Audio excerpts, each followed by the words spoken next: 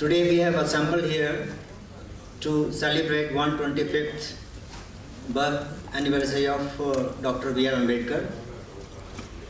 And it's a great honor to me that I have been given opportunity to express my gratitude to the great soul.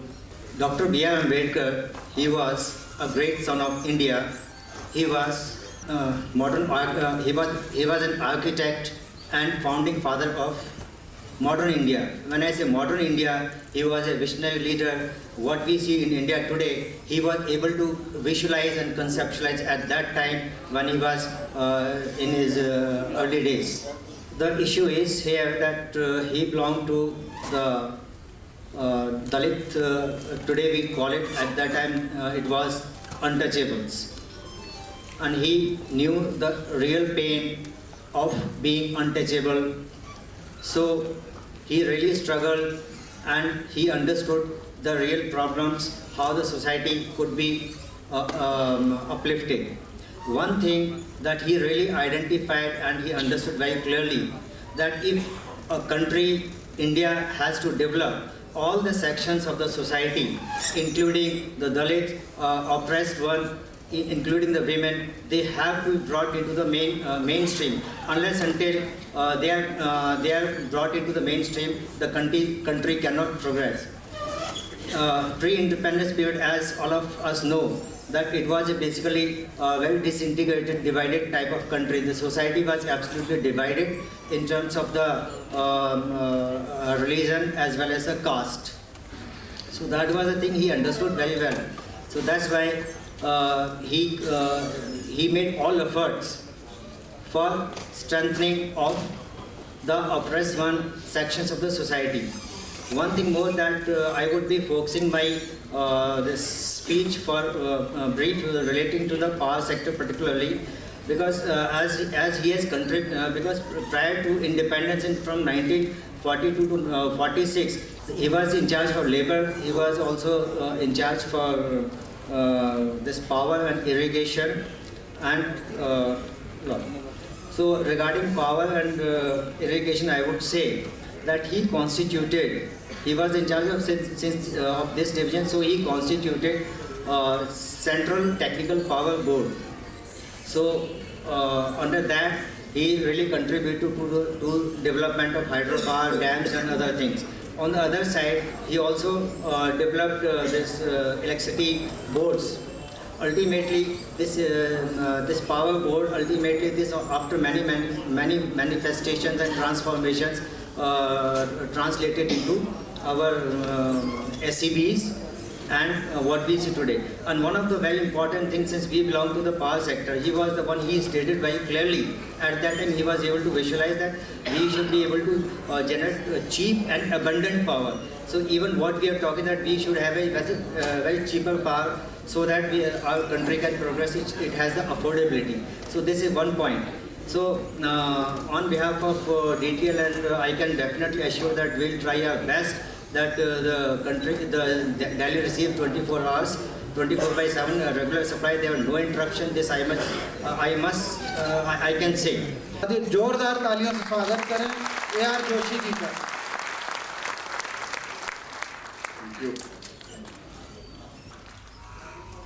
आज पूरे भारतवर्ष में ही नहीं, पूरे विश्व में बाबा साहब को जिस कदर याद किया जा रहा है, वो एक बहुत बड़ी बात है। और इसमें सबसे बड़ी बात, आज क्यों उनका नाम लिया जा रहा है, आज हर पार्टी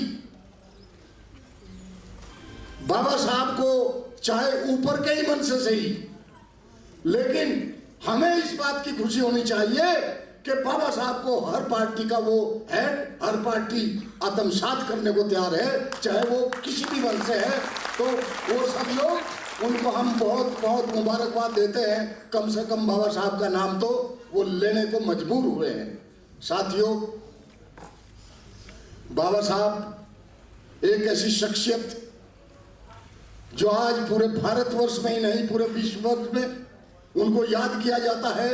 जहां जहां कोई भी एट्रोसिटीज का मैटर आता है, जहां कहीं भी कोई डिस्क्रिमिनेशन का मैटर आता है, जहां कहीं भी किसी बात का किसी शोषित दलित या किसी पिछड़ा या आप कह सकते हैं जिसका कोई भी नहीं, जब उसको सताया जाता है, किसी महिला को सताया जाता है, तो बाबा साहब का नाम अपने आप उससे जुड़ जाता है। क्यों? चूंकि बाबा साहब ने इन लोगों के लिए, इन दो समाज के लिए, दलित, शोषित, अल्पसंख्यक और महिलाओं के लिए इतना कार्य किया कि उसको कोई भुला नहीं सकता। साथियों, अगर बाबा साहब ने 25 दिसंबर 1927 को मनु स्मृति न फूकी होती तो शायद आज भी वही दशा रहती। आज भी दलित और महिलाओं को पैर की जूती ही समझा जाता। साथियों, अगर बाबा साहब इसमें नहीं आते, ये 33 करोड़ देवी देवता यही मौजूद थे, कभी किसी ने कोई उद्धार नहीं किया। सरस्वती भी यही थी, लक्ष्मी भी यही थी।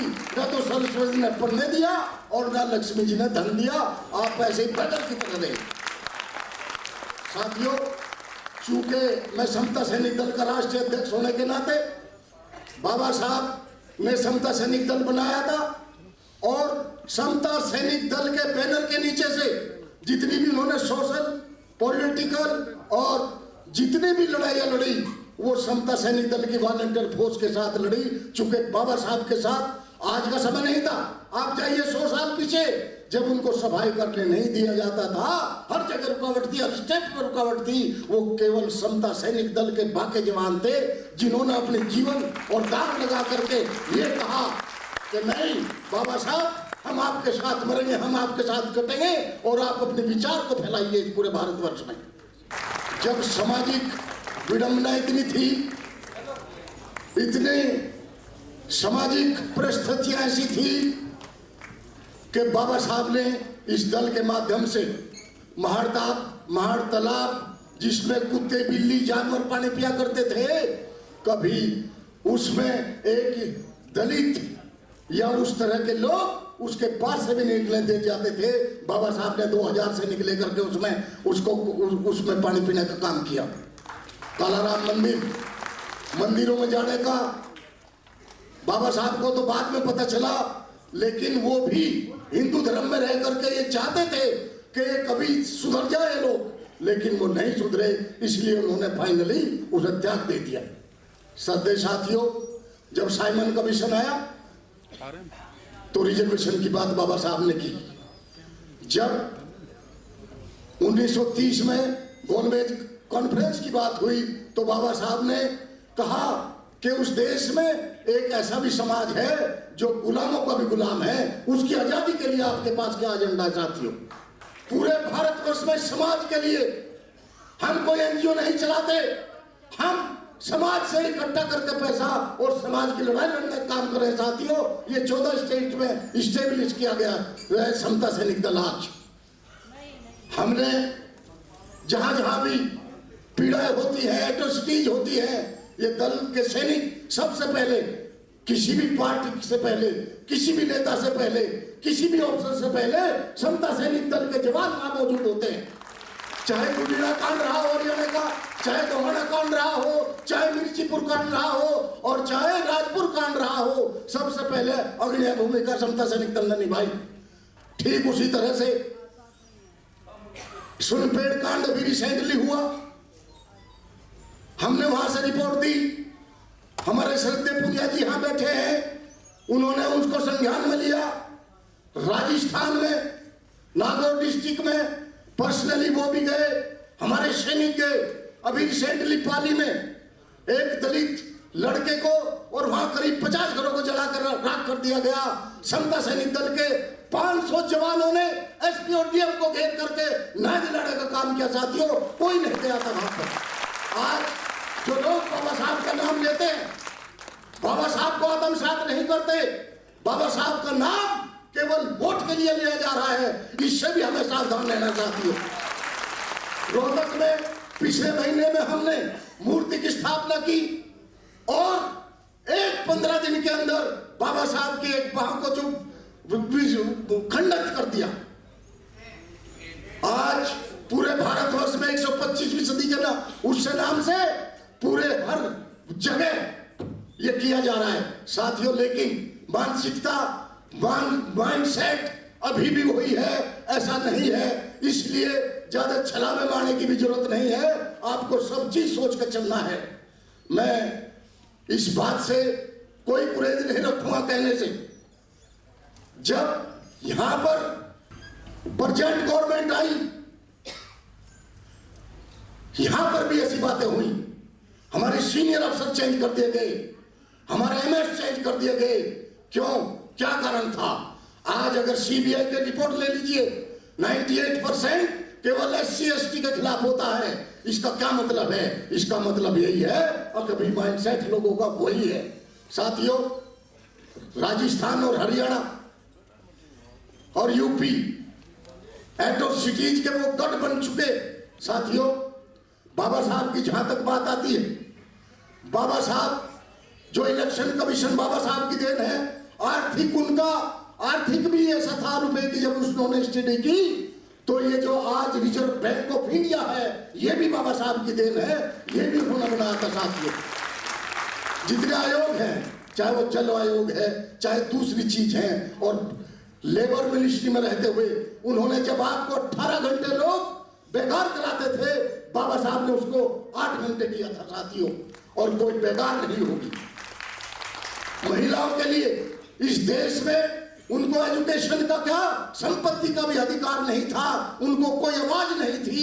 आज बाबा साहब की बदौलत इस देश में एक महिला भी doctor, engineer, IPS, MLA, MP, CM और PM और यहां तक कि राष्ट्रपति तक बनती है। बाबा साहब की देन है साथियों, किसी की देन नहीं है। बाबा साहब को कुछ लोगों ने कुछ सालों तक बाबा साहब को केवल सीमित करके रखा कि ये तो दलितों के बसिया है। अरे मैं ये कहता हूं कि इस भारतवर्ष में जो बाबा साहब ने संविधान दिया, मध्य एशिया में जाइए, रोज गवर्नमेंट कॉप होती है, रोज पाकिस्तान आपका हिस्सा है, वहां कभी भी आर्मी उसको प्रधानमंत्री को उठा के फेंक देती है। लेकिन इस देश में चाहे गवर्नमेंट किसी की भी हो, कोई किसी को उठा के नहीं फेंक सकता, कोई गवर्नमेंट नहीं टूट सकती। साथियों, वो थे बाबा साहब। अरे बाबा साहब पूरे भारतवर्ष में जो उन्होंने कर दिखाया, आज 70 साल बाद भी ये हजारों गोलों में बसा हुआ देश, हजारों महाराजाओं का देश एक जगह बांध कर रख दिया, वही बाबा साहब की बुद्धिमत्ता थी। साथियों, मांग पत्र है जो हम जिन चीजों में हम काम कर रहे हैं उसको विस्तृत रूप से कहें।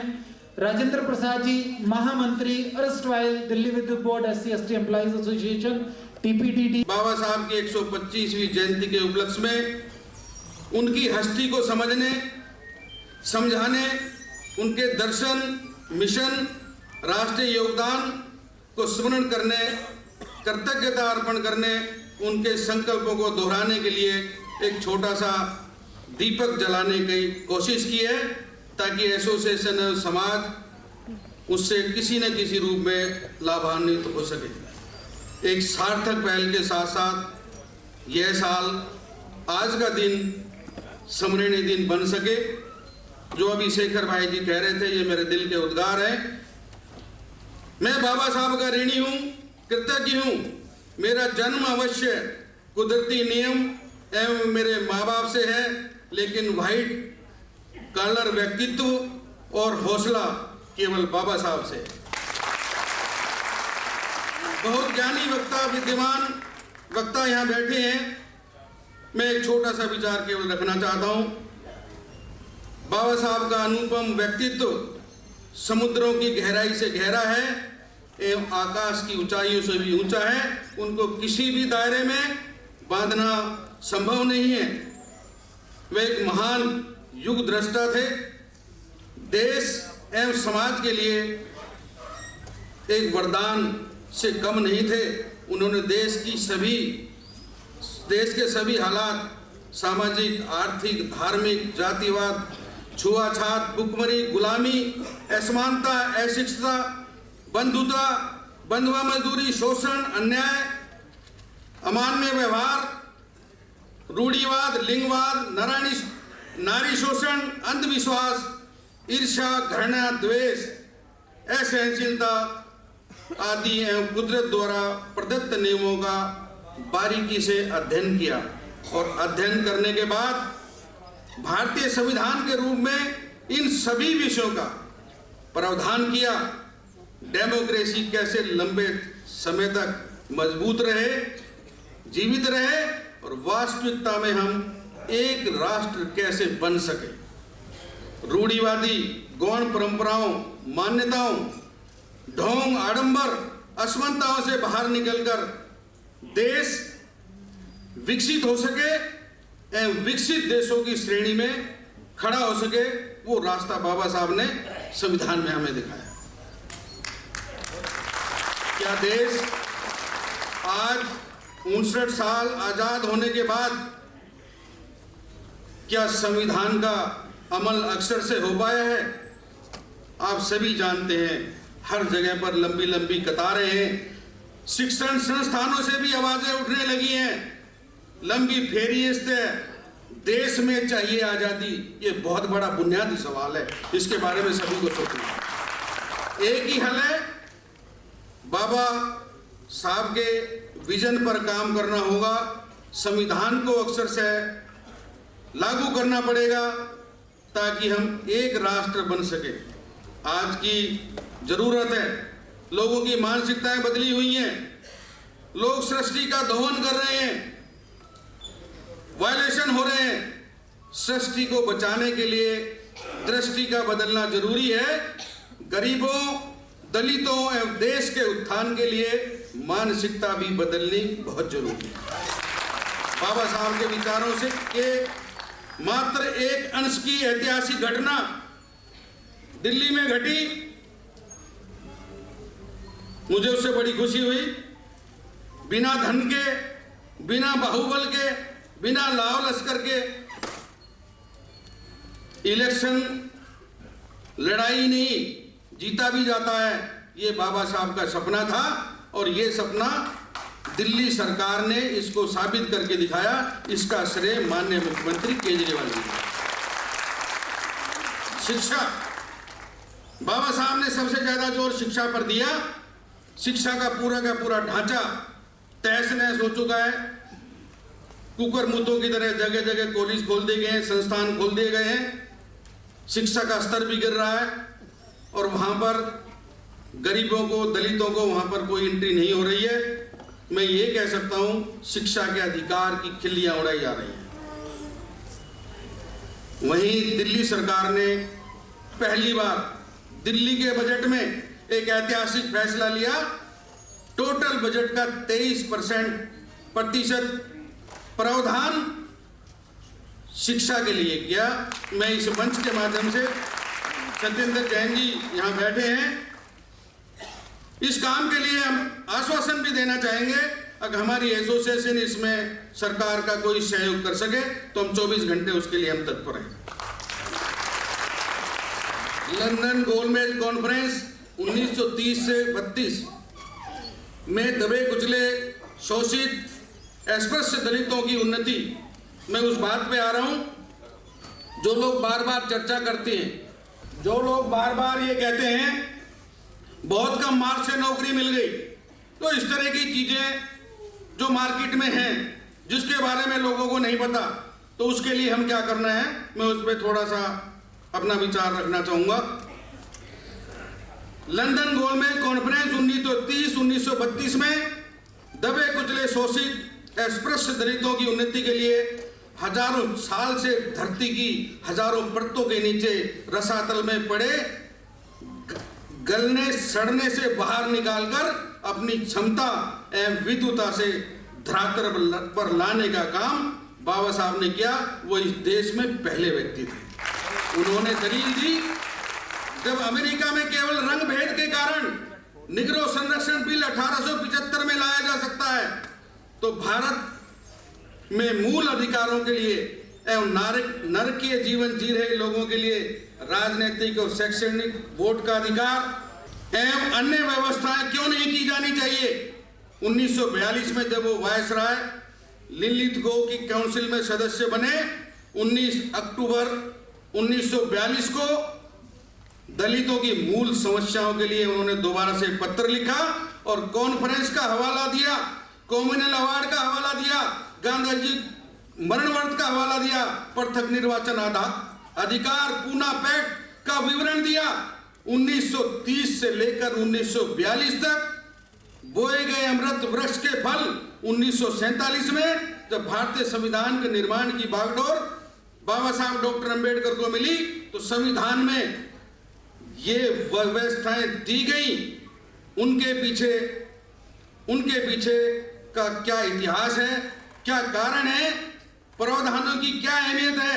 सामाजिक समरसता, आंतरिक आजादी, डेमोक्रेसी कायम रहे, समग्र देश का विकास हो, हम एक राष्ट्र बने। बाबा साहब को समग्रता से समझने व समझाने के लिए पाठ्यक्रमों में पढ़ाया जाना बहुत जरूरी था। संगोष्ठियां, सेमिनार, प्रचार, चिंतन एवं मानसिकता में बदलाव लाना चरणबद्ध तरीके से आवश्यक था। और आज जो हमें देखने को मिल रहा है, जो ईर्ष्या, द्वेष भावना जो बड़ी हुई है, उसी का यही कारण था। अगर बाबा साहब को भारत देश के पाठ्यक्रम में नहीं पढ़ाया गया, नहीं दिखाया गया। दिल्ली सरकार की एक छोटी सी ताजा पहल है, पाठ्यक्रम में बाबा साहब को पढ़ाए जाने के लिए कमेटी का गठन है। हम उनका धन्यवाद करते हैं। बाबा साहब के रास्ते पे चलकर ऐसी सरकार बनी। लेकिन मैं इस मंच के माध्यम से इतनी ख्वाहिश तो रखता हूं, अब उनका जो मिशन है, सरकार तो बन गई, उनके मिशन पे अभी काम करना बाकी है। जो लोग राजनीतिक आरक्षण से काउंसलर बने, विधायक बने, सांसद बने, मंत्री बने, लेकिन उन्होंने, आप सब लोग जानते हैं, बार बार हम इस बात की चर्चा करते हैं, सिर्फ पार्टी की गाइडलाइन में ही बंद करके रह गए। जब उनको ये अधिकार दिलाया तो बाबा साहब का ये सपना था, अब ये ऐसा काम करेंगे जो सरकार की गाइडलाइन होगी उस पर भी काम करेंगे और अपने समाज की समस्याओं को संकलित करके सरकार के सामने, चाहे विधानसभा हो चाहे लोकसभा हो, उस मुद्दे को मुखर रूप से उठाया जाएगा। लेकिन इस मंच के माध्यम से ये बड़े अफसोस के साथ हम कह सकते हैं, अब उसमें कहीं ना कहीं खामी जरूर रही है। एक संकल्प के रूप में जितने हमारे सहयोगी संगठन यहां पर बैठे हैं, अगर हम ये एक काम पे हम अपना ध्यान केंद्रित कर लें, जितने काउंसलर हैं, जितने विधायक हैं, जितने सांसद हैं, उनकी काउंसलिंग करने का काम करें और एक बार जो दिल्ली के एनसीआर के लोग हैं, एनसीआर के नेता हैं, इसी ऑडिटोरियम में बुलाने का काम करें और उनसे पूछने का काम करें, उनकी काउंसलिंग करने का। न्याय व्यवस्था, इस देश में न्याय व्यवस्था पे बाबा साहब ने बहुत बड़ा जोर दिया था। आप सब लोग जानते हैं, उन्होंने उस समय के मौर्य काल के समय के, अशोक के समय के जो चिन्ह प्रतिष्ठित किए हैं, उसके पीछे कारण था, वजह था, क्योंकि वहां पे शासन प्रणाली बहुत ईमानदार थी। और आज हमारे यहाँ विभागों में ही बेईमानी है, वहीं पे चीजें बदली हुई हैं। कोर्टों की हालत मैं आपको जरूर करना चाहूंगा। चीफ जस्टिस ऑफ इंडिया अपनी बात कह रहे थे, सिर्फ इतनी सी बात थी कि उनको जजों की कमी है, उनकी आंखों में पानी भराए। अगर हम अपनी पीड़ाओं को देखें तो हमें तो सड़कों पर बैठ करके हम तो रोते हुए हमें निकलना चाहिए। लेकिन मित्रों, ऐसा नहीं है, ऐसा नहीं है। ये रास्ता बाबा साहब ने नहीं दिखाया, बाबा साहब ने ये संघर्ष का रास्ता बताया है और हम ये संघर्ष करके न्याय प्रणाली में बदलाव लाने के लिए हम अथक प्रयास करेंगे। जिस विभाग में, जिस कंपनी में हम काम कर रहे हैं, पुनिया जी हमारे बीच में बैठे हैं, 2012 से हमारे संपर्क में हैं और मैं इनका बहुत ही धन्यवादी हूं और मैं इनका बहुत ही कृतज्ञ भी हूं, क्योंकि इन्होंने हमेशा सबसे पहले कोई अपने बड़े नेता के सामने ये नहीं कह सकता अब पार्टी बाद में समाज पहले है। ये ऐसे व्यक्ति हैं, ऐसा चरित्र है जो ये हर जगह इस बात को कमीशन के ऑफिस की काया पलट के रख दी। जितनी रिपोर्ट्स इन्होंने आज तक राष्ट्रपति और प्रधानमंत्री को भेजी है एक रिकॉर्ड है, लेकिन उस पर कितनी कार्रवाई होती है ये इस पे प्रश्न है। ये प्रश्न तो सारे लोग मिलकर के इसको दूर कर सकते हैं। मैं उनका भी बहुत ही आभार प्रकट करता हूं। उन्होंने हमेशा हमारा बहुत सहयोग किया, बहुत हौसला अफजाई की। मैं दिल्ली विभाग की 5 कंपनियां के लोग यहाँ बैठे हैं, अगर मैं उनकी बात ना करूं, सर थोड़ा सा समय लूंगा मैं, अगर उनकी बात मैं ना करूं तो उनके साथ मैं भी कुठाराघात करता हूं। उनकी बात मैं बिल्कुल जरूर करूंगा। दिल्ली विद्युत बोर्ड का विघटन 2002 में हुआ, डिस्कॉम्स बने, ट्रांसफर स्कीम बनी, त्रिपक्षीय समझौता बना और उसके बाद कंपनियों ने यह काम करना शुरू कर दिया। आज मुझे कहते हुए बड़ा अफसोस है, देश की 2 मानी हुई कंपनियां हैं टाटा और रिलायंस। आज आप देख सकते हैं उनकी मानसिकता, बाबा साहब के प्रति उनका कितना सम्मान है। डायस पे एक भी आदमी उस कंपनी से विराजमान नहीं है। इस बात की हम कड़े शब्दों से निंदा करते हैं और इस बात का हम आश्वस्त करते हैं अगर वो कहीं तक भाग ले, हम उन्हें छोड़ने वाले नहीं है, अपने अधिकारों को छोड़ने वाले हैं। रिजर्वेशन पॉलिसी पुनिया साहब को उनकी पूरी जानकारी है। लगातार उनको बुलाया, सरकार को लगातार बुलाया, प्रिंसिपल सेक्रेटरी साहब को बुलाया। ये देश की राजधानी है, देश की राजधानी का ये हाल है। अब सरकार, जो सरकार थी वो चली गई, अब जो सरकार आई है ये सरकार काम कर रही है, वो नजर आना चाहिए। नहीं तो उस सरकार में इस सरकार में क्या फर्क है, मैं बिल्कुल इसको कहना चाहता हूं। जो प्रावधान, जो स्टैट्यूटरी प्रोविजंस संविधान में दिए गए हैं, अगर वो दिल्ली में लागू नहीं हो सकते तो मैं नहीं समझता देश के किसी कोने में वो लागू हो सकते हैं। सत्येंद्र जैन जी यहाँ बैठे हुए हैं, वो सरकार की तरफ से क्योंकि पावर मिनिस्टर भी हैं और मैं ये मानता हूं और केजरीवाल जी के प्रतिनिधि के रूप में भी उन्होंने कहा कि सारी कमी मैं पूरी करके जाऊंगा। मेरा आपसे अनुरोध है, रिजर्वेशन पॉलिसी को जिन्होंने ताक पे लगाया है, रिजर्वेशन पॉलिसी इंप्लीमेंट होनी चाहिए और उन लोगों को ढूंढना चाहिए जिन्होंने समाज के साथ फाइनेंशियल नुकसान किया, कैरियर ग्रोथ का नुकसान किया, सामाजिक स्टेटस में उनका नुकसान किया। जो भी कानून बनता है उनको सजा दिलाने का काम करना चाहिए। इसके साथ साथ रोजमर्रा की चीजें पुनिया साहब से ज्यादा कोई नहीं जानता, अंबार लगे रहते हैं हर विभाग में। Transfer, promotion, CR, career growth रोकना, दूसरे लोगों से मिलकर के प्रताड़ना करना, इस तरह की चीजें हमारी 3 कंपनियों में सबसे ज्यादा है। 2 कंपनियों में शिकायतें हैं लेकिन इतनी नहीं है। लेकिन 3 कंपनियों में ये खुल्लम खुल्ला एक भ्रष्ट यूनियन का नेता एचआर मैनेजमेंट के साथ मिलकर के बार बार लोगों को धमकाने का काम करता है, डराने का काम करता है। उसका हम जवाब दे सकते थे, हमने इसलिए नहीं दिया अगर हम बाबा साहब के अनुयायी हैं, उनके रास्ते के फॉलोअर हैं, उस रास्ते पे चल रहे हैं और वो सबर का बांध ना टूट जाए, ऐसा नजारा दिल्ली में पेश ना हो जाए और पूरा देश उसको देख करके दांतों के तले उंगलियां दबाने लगे।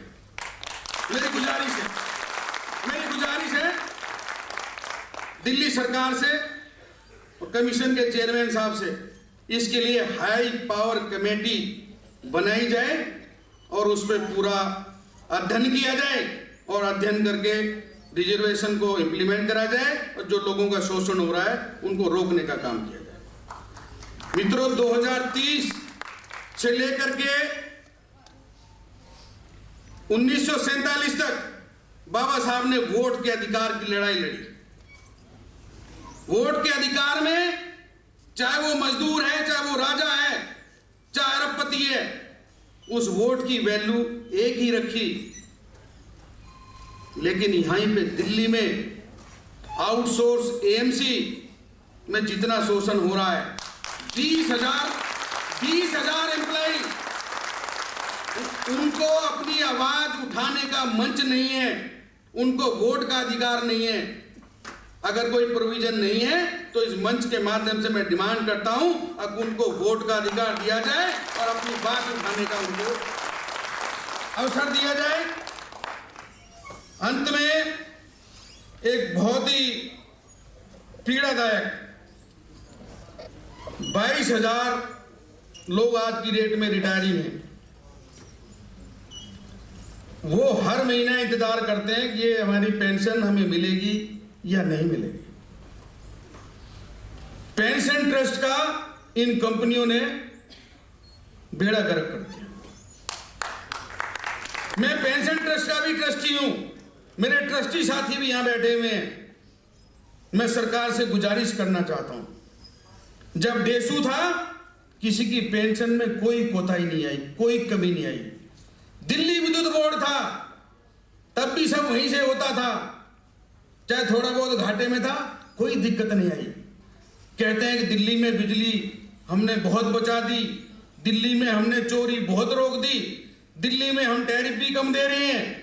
ये होने के बावजूद भी 22,000 लोगों के साथ अन्याय क्यों? उनकी सारी फैसिलिटी आज की तारीख में होल्ड में पड़ी हुई है। मेरी सरकार से गुजारिश है, मेरी रिक्वेस्ट है, पेंशनर्स को राहत दी जाए क्योंकि वो हमारे देश के सीनियर सिटीजन हैं। इसका परमानेंट सॉल्यूशन निकाला जाना चाहिए। मैं इस मंच के माध्यम से, अब मैं आपका ज्यादा समय नहीं लूंगा। आईपीजीसीएल की हालत आप लोगों ने देखी होगी, क्लोजर हो गया, लोगों को ये नहीं पता हमें जाना कहाँ है, हमें करना क्या है, किसी को कहीं भेजा जा रहा है, किसी को कहीं भेजा जा रहा है। सरकार से मेरी गुजारिश है, ये पढ़े लिखे इंजीनियर हैं, यूपीएससी से आए हुए लोग हैं, अच्छे कॉलेजों से आए हुए लोग हैं, उनकी क्षमता को समझें और कोई कमेटी बना करके उनको सम्मानजनक जगह पे नौकरी करने का इन्वायरमेंट और माहौल देने का काम करें। और ऐसे कार्यक्रमों में पहले से ही लोगों को बता दिया जाए करे कि सामाजिक कार्यक्रम है, ये कोई राजनीतिक कार्यक्रम नहीं है और इसमें कोई राजनीतिक बात, समाज से संबंधित जो कोई बात हो तो जरूर कही जाए, अन्यथा अपनी बात कहने के लिए ये प्लेटफॉर्म कि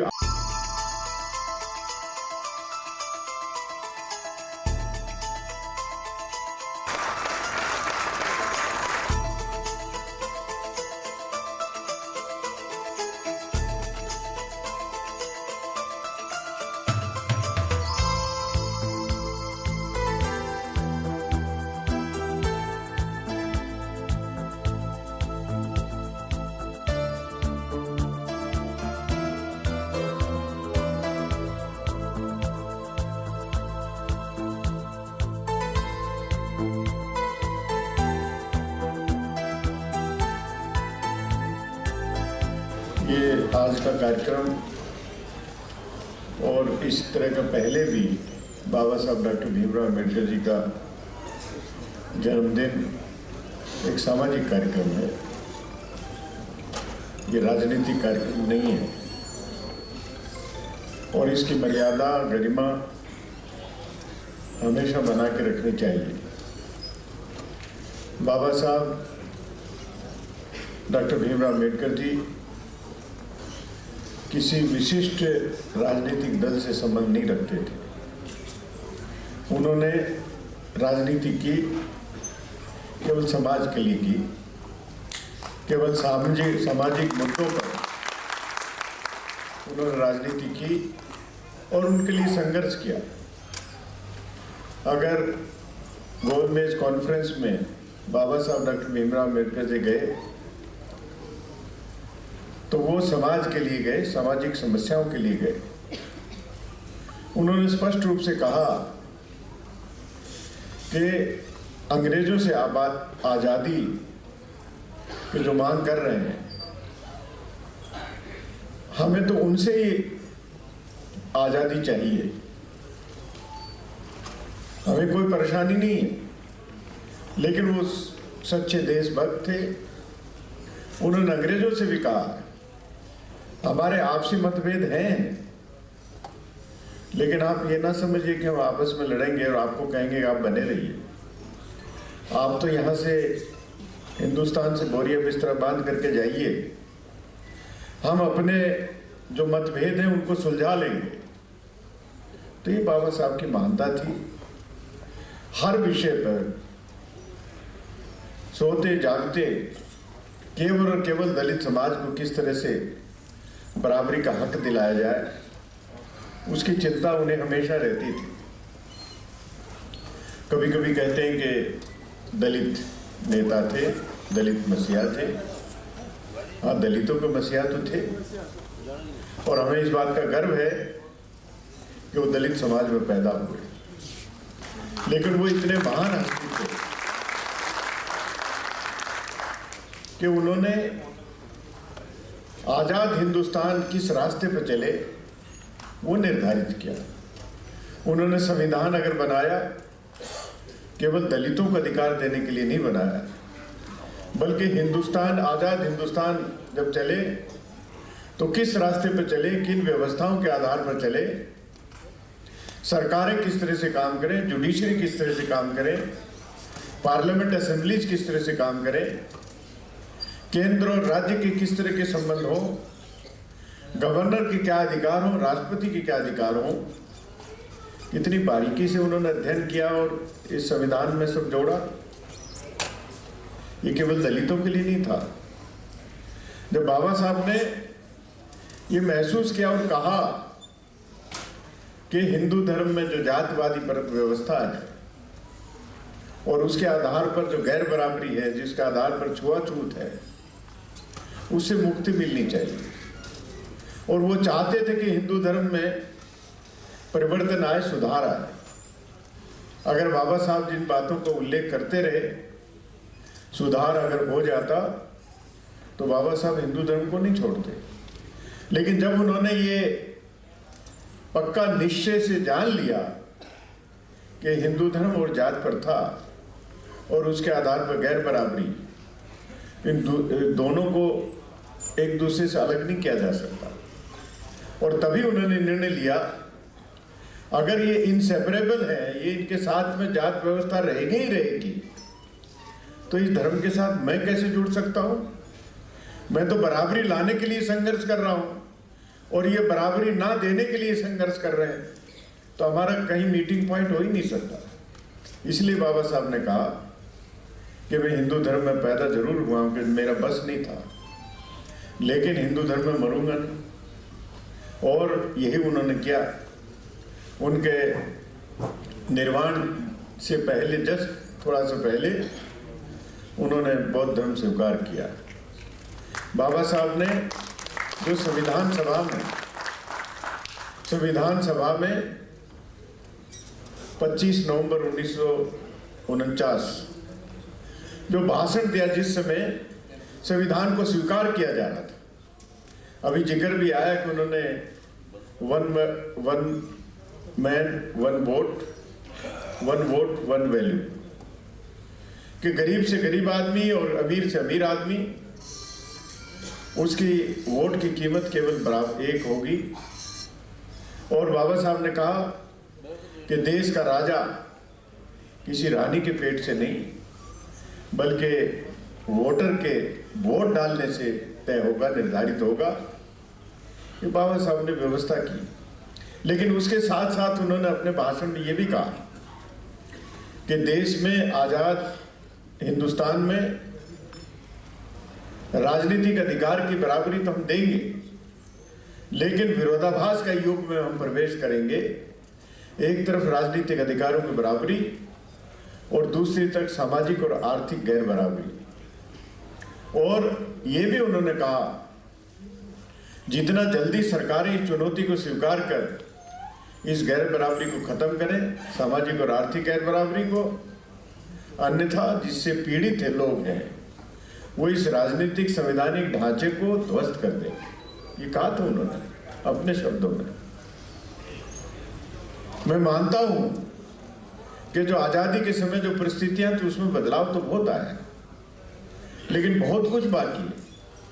बाबा साहब ने शिक्षित बनो, संगठित हो, संघर्ष करो, शिक्षा पर जोर दिया, लेकिन आज भी हमारे 1/3 तो निरक्षर हैं और हमारी महिलाएं 50% निरक्षर है, 50% के करीब साक्षर हैं और 66% के करीब साक्षर हमारे पुरुष हैं, सब मिला के हैं।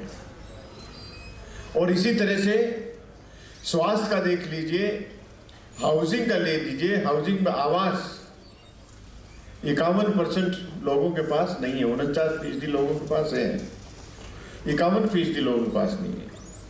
इसी तरह से बिजली पहुंची है 35% लोगों के, 65% लोगों के यहाँ नहीं बिजली है घरों में। अनेक पैरामीटर्स हैं स्वास्थ्य से संबंधित, 50% से ज़्यादा महिला और बच्चे मेल न्यूट्रिशन से सफ़र करते हैं। इनके लिए विशेष योजना भी बनी, लेकिन उन योजनाओं पर फोकस हमेशा बना रहना चाहिए और ख़ासतौर से तिथि भी निर्धारित होनी चाहिए कि इन पैरामीटर्स को मीट करने के लिए जो कमियां हैं उसको दूर करने के लिए हम समय सीमा निर्धारित करें, तब तक हम पूरा करेंगे। जगह जगह अत्याचार की घटना है, वो केवल और केवल जो हमारी जाति व्यवस्था है, जो गैर बराबरी है, उसी का परिणाम और प्रयास। एक स्ट्रेटेजी ये भी थी कि पहले आर्थिक विकास हो, आर्थिक विकास के साथ में सामाजिक बराबरी भी आएगी, आर्थिक बराबरी आएगी, उसके साथ सामाजिक बराबरी आएगी, ये भी एक मानक है। लेकिन बहुत काम होना बाकी। बाबा साहब डॉक्टर भीमराव अम्बेडकर जी ने हमेशा हमेशा ये चाहा कि आर्थिक और सामाजिक गैर बराबरी खत्म हो। हम बहुत बातें करते हैं, सरकार की तरफ से क्या होना चाहिए ये भी है, और सरकार की तरफ से बहुत होना बाकी है। सबसे ज्यादा नुकसान न्यायपालिका की तरफ से हुआ। हमारे पढ़े लिखे लोग आरक्षण के माध्यम से सरकार में आते हैं, लेकिन ये निर्णय लिया बाबू जगजीवन राम जी के समय में कि कुछ ऐसे पद हैं जहां पर सीधी भर्ती नहीं होती है, वहां पर केवल और केवल पदोन्नति से वो पद भरे जाते हैं, तो उसमें भी तो आरक्षण होना चाहिए। तो इसीलिए पदोन्नति में आरक्षण हुआ। इसमें कितने कितने सुप्रीम कोर्ट, हाई कोर्ट के जजमेंट हुए।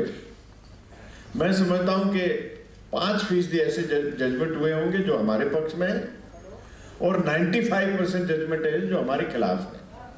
तो ये मानसिकता तो है, कहीं ना कहीं काम करती है, और उसके लिए बराबर ये मांग होती रही है कि न्यायपालिका में आरक्षण होना चाहिए। हमारी बात कोई सुनने वाला, हमारी बात जो हमारी कठिनाई उसका एहसास करने वाला व्यक्ति वहां बैठा हो। अभी बाबरी मस्जिद वाले केस में एक अल्पसंख्यक का जज उसमें रखा, अल्पसंख्यक का जज रखा ताकि उसको जानकारी रहे। हमारे तो रोज मामले ऐसे आते हैं, तो हमारा भी कोई न कोई प्रतिनिधित्व होना चाहिए, जरूर होना चाहिए, जिसको जानकारी हो। और अनेक बार आर्टिकल 312 है, उसमें 1976 में संशोधन हुआ कि बाकी नौकरियां हैं, IAS है, IPS है, IFS है, उसी की तरह से इंडियन जुडिशियल सर्विस भी हो। और जुडिशियल सर्विस 1976 से लेकर आज तक अनेक बार प्रयास करने के बावजूद उसमें नहीं बनी। मैं किसी सरकारों को ना तो क्लीन चिट दे रहा हूं, ना कोई आरोप लगा रहा हूं, लेकिन सभी के ऊपर यह आरोप है कि 1976 में संविधान संशोधन तो हुआ और ये मंशा व्यक्त कर दी कि इंडियन जुडिशियल सर्विस बननी चाहिए। अगर इंडियन जुडिशियल सर्विस बन जाए तो रिक्रूटमेंट होगा, रिक्रूटमेंट होगा तो आरक्षण भी उसमें होगा। जब आरक्षण होगा तो वो डिस्ट्रिक्ट जज बनेंगे, हाई कोर्ट के जज बनेंगे, सुप्रीम कोर्ट के जज भी बनेंगे। आज सुप्रीम कोर्ट में एक भी शेड्यूल कास्ट का जज नहीं है। हाई कोर्टों में मुश्किल से 20 जज हैं और है 850 जज की संख्या, और उसमें 20 भी नहीं, उसमें से 7-8 शायद सिर्फ मद्रास हाई कोर्ट में है, और बाकी जगह बहुत से हाई कोर्ट में नहीं है। बहुत सी जगह ऐसी हैं जहाँ पर जो सामान्य जो नौकरियां हैं, क्लास 4, क्लास 3, क्लास 4, उनमें रिजर्वेशन नहीं है हाई कोर्ट और सुप्रीम कोर्ट में। पदोन्नति में आरक्षण तो छोड़ दिया, अधिकांश जगह पे नहीं है। जो संस्थाएं जब अधिकारों की रक्षा करने के लिए हो और वहीं पर अधिकार हमारे सुरक्षित ना हो, तो ये बड़े दुर्भाग्य की बात है। और ये हमारी ये जो वर्ण व्यवस्था है, जिसके आधार पर जो गैर बराबरी है, ये उसी का नतीजा है, और उसी मानसिकता से ग्रसित वहां बैठे लोग भी हैं। और भी बहुत से हैं, जैसे शेड्यूल का सब प्लान में, उसमें भी आना चाहिए, पदोन्नति में आरक्षण उसमें भी बिल आना चाहिए। ये मांग है, निरंतर हम कर रहे हैं, और हमने निर्णय लिया कि प्रधानमंत्री से मिलके, क्योंकि बात तो बहुत लंबी चौड़ी बात करते हैं, कि अगर बाबा साहब डॉक्टर भीमराव अम्बेडकर खुद आ जाए और वो कह दें कि आरक्षण वापिस ले ले, तो भी मैं आरक्षण वापिस नहीं लूंगा, ये उन्होंने कहा। वहाँ बम्बई में कौन सा मिल है, हिंदू मिल, वहां पर फंक्शन था, उसमें उन्होंने कहा था। और बिहार में कहा कि जी जान लगा दूंगा आरक्षण के लिए, ये सब कह चुके हैं। लेकिन वास्तविकता क्या है? बैंकों में, सार्वजनिक बैंकों में आरक्षण, पदोन्नति में आरक्षण लेवल 6 तक डिप्टी जनरल मैनेजर तक था, और मद्रास हाईकोर्ट ने कहा कि ये आरक्षण मिलना चाहिए, ठीक है। ये चैलेंज किया था बैंकों ने, सब बैंकों ने मिलकर चैलेंज किया था। और जब कहा कि आरक्षण देना चाहिए, ठीक है, तो फिर बैंक मिलके सुप्रीम कोर्ट में गए। सुप्रीम कोर्ट ने भी कहा कि भाई ठीक है, ये तो मिलना चाहिए, इसमें क्या दिक्कत है। तो बैंकों ने रिव्यू पिटीशन फाइल की। बैंक रिव्यू पिटीशन फाइल करें, उनको भी नहीं करना चाहिए, क्योंकि वो भी सार्वजनिक बैंक है, पब्लिक सेक्टर बैंक। लेकिन उसके साथ साथ ये सरकार, इन्होंने भी रिव्यू पिटीशन फाइल किया कि साहब इस आदेश को वापस ले लिया जाए। जब सरकार खुद कह रही है कि इस आदेश को वापस ले लिया जाए और आरक्षण ना दिया जाए, तो सुप्रीम कोर्ट ने कहा कि ठीक है, हम इसको रिव्यू पिटीशन को एक्सेप्ट करते हैं और आरक्षण खत्म करते हैं। और उन्होंने कहा कि ये सरकार का अपना विवेक है कि वो आगे निर्णय ले। हमने आयोग से उनसे पूछा कि भाई सुप्रीम कोर्ट से आप जो भी फैसला करा के लाए, ये आपका विवेक है, लेकिन हमको इतना तो बता दीजिए कि आपने क्या निर्णय लिया है। आप पदोन्नति में आरक्षण डिप्टी जनरल मैनेजर तक देना चाहते हैं कि नहीं देना चाहते? वो निर्णय भी नहीं बताए। पदोन्नति में आरक्षण, जब यूपीए सरकार में जो बिल आया और फिर लोकसभा का कार्यकाल खत्म हो गया, लैप्स हो गया, अब 2 साल से हम कह रहे हैं कि भाई उसको पदोन्नति में आरक्षण का संविधान संशोधन बिल लेके आओ, उसके बारे में कोई चर्चा करने वाले। और जो सांसद लोग हैं, वो लोग भी इसके बारे में बोलने को तैयार नहीं। तो हम अब जाके हमने निर्णय लिया कि हम मिलेंगे और हम कहेंगे कि इसके बारे में स्पष्ट किया जाए, क्योंकि ये भ्रांति है लोगों के बीच में कि आप चाहते कि नहीं चाहते। सार्वजनिक सभाओं में अगर लोग सुन के तो बड़े आसान्वित होते हैं, लेकिन जब देरी होती है और जो आपके जो कार्य हैं इसकी वजह से बड़ी निराशा होती है, तो इसका बादल छट जाने चाहिए कि वास्तविकता इसमें है क्या सही है। तो ये समस्याएं हैं, इसका समाधान होना चाहिए। हम सरकार से मांग करते हैं, लेकिन बाबा साहब डॉक्टर भीमराव अम्बेडकर जी ने कुछ समाज से भी अपेक्षा की। समाज से अपेक्षा की, केवल सरकार के ऊपर भी नहीं रही। सार्वजनिक एक सभा, उनकी आखिरी सार्वजनिक सभा आगरा में हुई, और आगरा में उन्होंने कहा कि पढ़े लिखे लोगों ने मुझे धोखा दिया। पढ़े लिखे लोगों में जो नौकरी में आए उनके बारे में भी, और लेकिन मैं ये मानता हूं कि उसमें जो राजनीति में वो भी शामिल है, और जो बाकी पढ़े लिखे लोग जो सार्वजनिक जो सामाजिक सेवा में लगे हैं वो भी उसमें शामिल है। और उन्होंने कहा कि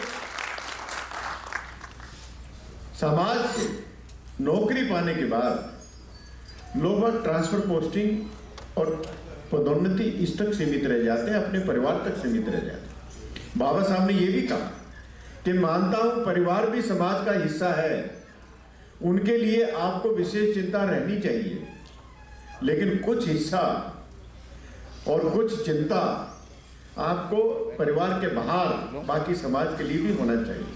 और उन्होंने बहुत स्पष्ट किया, ये प्रतिनिधि है, जो भी समाज का प्रतिनिधि के रूप में उनको काम करना चाहिए।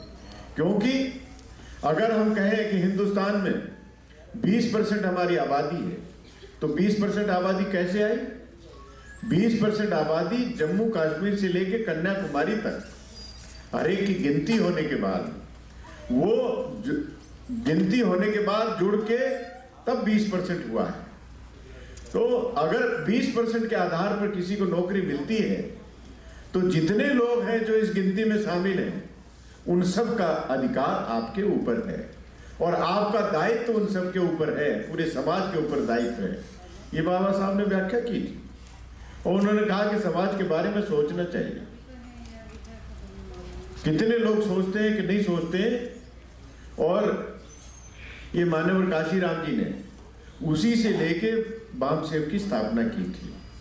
और ये तभी बामसेव में आपने देखा होगा, सरकारी कर्मचारी उन्हीं के माध्यम से चंदा इकट्ठा करके संगठन को चलाते थे, लेकिन कोई पदोन्नति के बारे में, कोई ट्रांसफर पोस्टिंग के बारे में कोई सिफारिश या कोई केस टेकअप नहीं किया जाता था।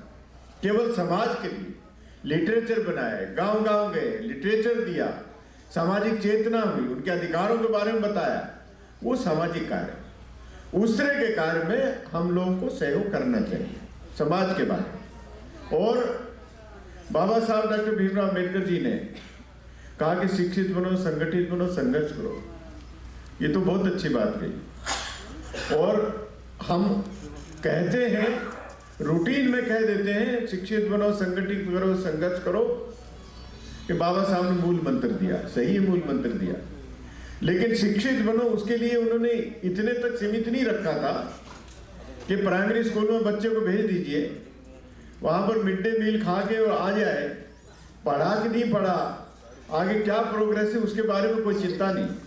उन्होंने कहा कि बच्चों को क्वालिटी एजुकेशन दीजिए। और मुझे बड़ी खुशी हुई कि अपने समाज के बच्चे अच्छी जगह पर उन्होंने IIT भी किया, IIM किया, कहीं MD किया है, कहीं MBBS किया है, कहीं और भी कोर्सेज में जो इन्होंने क्वालिफाई किया है। तो सही है कि इनके माता पिता ने बाबा साहब डॉक्टर भीमराव अम्बेडकर के मिशन को, उनके निर्देशों को सही ढंग से स्वीकार करते हुए उनको शिक्षा दी, उनको एक एनवायरनमेंट दिया घर में कि वो अच्छी तरह से पढ़ें और ज़्यादा से ज़्यादा आगे बढ़ें। तो इस तरह से उन्होंने अपेक्षा की थी। और बाबा साहब डॉक्टर भीमराव अम्बेडकर जी ने जब ये कहा कि संगठित हो, तो आज संगठित होने की बात तो कोई करता नहीं है। ये राजेंद्र कुमार जी इसी तरह से, राजेंद्र प्रसाद जी इसी तरह से समाज को इकट्ठा करके, अपने लोगों को इकट्ठा करके और मजबूती के साथ में खड़े रहते हैं। इसी तरह से बाबा साहब ने ये अपेक्षा नहीं की थी कि इकट्ठे होकर गुलामों की तरह से बने रहिए और खा पी के आगे चले जाइए। उन्होंने संगठित होने की बात ये कही थी कि आप इकट्ठे होकर ताकत ऐसी बनाओ ताकि लोग आपसे भय खाएं, आपसे भयभीत हो, किसी की हिम्मत ना पड़े। दीमापुर में एक घटना हुई थी अभी कुछ शायद 6-7 महीने पहले। वहां पर एक आदिवासी लड़की के साथ बदतमीजी हुई। परिवार ने बहुत कोशिश करके FIR दर्ज कराई और बड़ी मुश्किल से वो लोग गिरफ्तार हुआ व्यक्ति। समाज के लोग इकट्ठा हुए, बुजुर्ग, महिलाएं, बच्चे भी, सब लोग इकट्ठे हुए और इकट्ठे होकर उन्होंने चर्चा की कि भाई कानून तो हमारे साथ नहीं है और कानून को लागू करने वाले लोग हमारे साथ नहीं है। अगर मामला न्यायालय में चला जाए तो वहां भी छूट जाते हैं लोग, तो न्याय भी हमारे साथ नहीं है। अब क्या किया जाए? सबने कहा कि भाई देखो, अपनी ताकत का इस्तेमाल करो, अपनी संगठित होके। वो जेल में पहुंचे, ताला तोड़ा, फाटक तोड़ी, उसको आरोपी को निकाला, पीट के मारा और चौराहे पे उसको लटका दिया। मैं ये नहीं कहता कि ऐसा ही करना चाहिए, मैं ये नहीं कहता, लेकिन उन्होंने ताकत दिखाई, अपना संगठित होने का दिखाया। और आपको जान के प्रसन्नता होगी कि उस इलाके में उसके बाद कोई इस तरह की घटना नहीं हुई, ना कोई उसकी हिम्मत कर सकता है। तो ये कहीं ना कहीं तो बाबा साहब ने जो कहा था, ताकत इसी को दिखाने की थी कि आपसे बह खाए। लेकिन हम तो गुलामी करने लग जाते हैं, जो आया उसी का सलाम और चापलूसी करने लग जाते हैं। अपने सामाजिक मुद्दों पर समाज का साथ देना चाहिए। अब क्यों नहीं कर सकते? और बाबा साहब ने जब पढ़े लिखों को सीधे कहा, वो विशेष रूप से इसलिए कहा कि पढ़े लिखे लोग खासतौर से नौकरी में आते हैं, समाज उनकी तरफ देखता है, एक आदर्श के रूप में देखता है कि ये हमें सही रास्ता बताएंगे। हमें नहीं पता, लेकिन ये तो शहर में पढ़ते हैं, शहर में नौकरी करते हैं, ये ज्यादा अच्छा जानते हैं, ये इसलिए इनकी बात माननी चाहिए। तो वे आदर्श के रूप में जानते हैं और आपसे मार्गदर्शन चाहते हैं, तो आपको मार्गदर्शन करना चाहिए। और करें क्या? गांव में 15-20 आदमी इकट्ठे नहीं कर सकते। मान लिया कहीं किसी को समस्या होती है, कहीं पर किसी का उत्पीड़न होता है, तो गांव के 15-20 लोग या बगल के गांव के भी 15-20 लोग, अगर 400-500 लोग अगर इकट्ठे हो जाएं और छोटे से नोटिस के सब इकट्ठे हो जाएं, जरूरत है थाने में पहुंच गए, एसपी के यहाँ जरूरत है तो वहां पहुंच गए, डिप्टी कमिश्नर के यहाँ जरूरत है तो वहां पहुंच गए, तो देखिए तभी बाबा साहब ने कहा संगठित हो, तभी उसका एक कोई समाधान है। वो ये अवश्य होना चाहिए।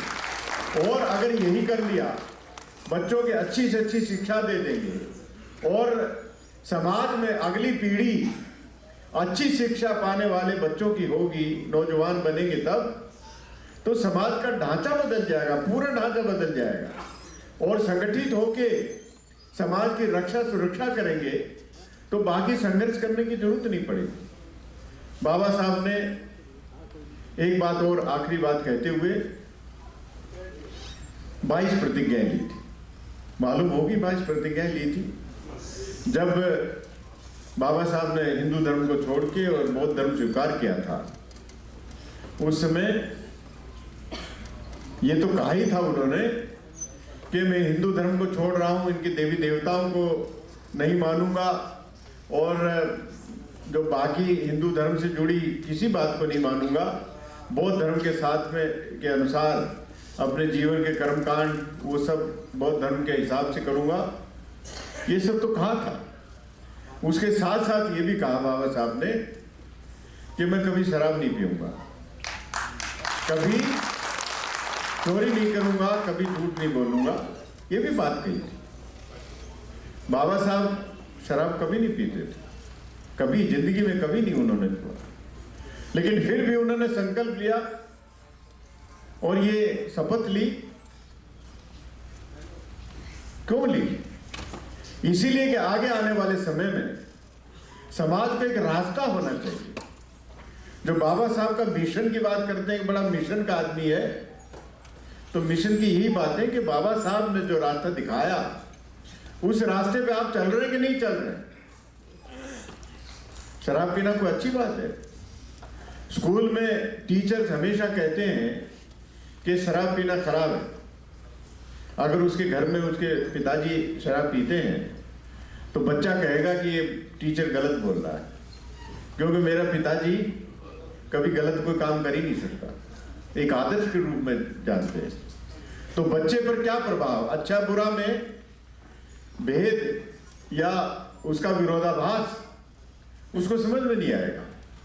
और वो भी खुद भी जब ये कहेगा कि ये गलत ही नहीं है, मेरे पिताजी भी इसको सेवन करते हैं, तो फिर वो भी गलत रास्ते पे जाएगा।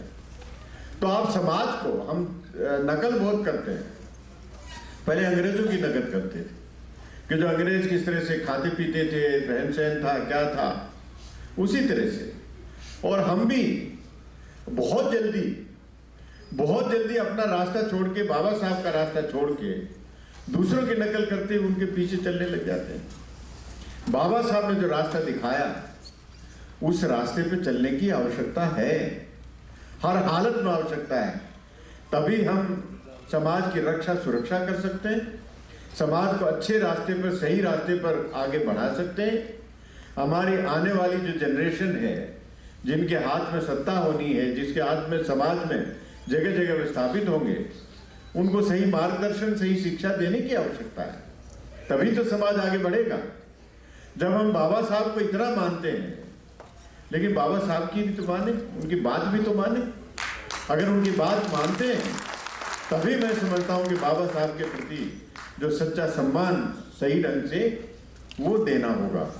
और अधिक बात ना कहते हो, मुझे पूरी उम्मीद है आपके यहाँ, तो मैं कई बार से आया हूँ, राजेंद्र प्रसाद जी बुलाते हैं, बहुत ही जुझारू साथी हैं, समाज के लिए हमेशा समर्पित रहते हैं, और ऐसे लोगों को मैं सलाम करता हूँ, क्योंकि ये बाबा साहब के सच्चे अनुयायी। और इसी तरह से सभी लोगों को काम करना चाहिए, ये मेरी विशेष आपसे अनुरोध है। मैं आपका बहुत आभारी हूँ कि मुझे भी आप लोगों के बीच में आने का मौका दिया। और ऐसे कार्यक्रमों में पहले से ही लोगों को बता दिया जाए करे कि सामाजिक कार्यक्रम है, ये कोई राजनीतिक कार्यक्रम नहीं है, और इसमें कोई राजनीतिक बात, समाज से संबंधित जो कोई बात हो तो जरूर कही जाए, अन्यथा अपनी बात कहने के लिए ये प्लेटफॉर्म की आवश्यकता नहीं है। मैं पुनः आपका बहुत बहुत आभार व्यक्त करता हूँ। जय भीम, जय भारत।